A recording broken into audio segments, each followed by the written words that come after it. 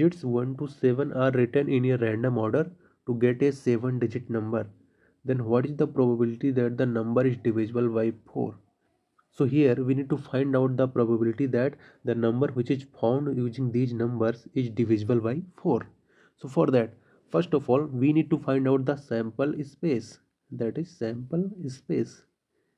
So this means how many numbers we can form using these 7 digits. So we know that if we randomly form numbers, we can form 7 factorials total numbers using these 7 digits. So this is our sample space. Now we need to find out our favorable events. This means how many numbers we will form which is divisible by 4. So for that we know that our 7-digit number can be written like this: 1 2 3 4 5 6 7. Now for a 7-digit number to be divisible with 4, only last 2 digits should be divisible necessarily with 4. So this means we need to find out numbers which will be formed using these 7 digits which are divisible with 4. So we know that using these 7 digits we can find out how many numbers are divisible.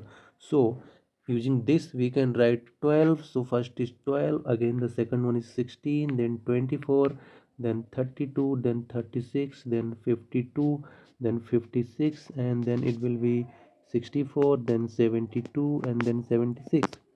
So these are total 10. So the 10 times last two digits are divisible with 4. So this is 10, and again we know that the rest 5 digits can be arranged in 5 factorial ways with the remaining digits.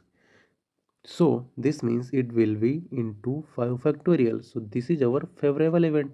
Now for the probability, we know that the probability is simply favorable events divided by sample space, that is total events. So in this case our favorable events are 10 into 5 factorial, and sample space is simply 7 factorial. If we solve it, we're gonna get 10 into 5 factorial divided by 7 into 6 into 5 factorial, and it will be cancelled. So we're gonna get 10 divided by 7 into 6, and we will get 5 divided by 21.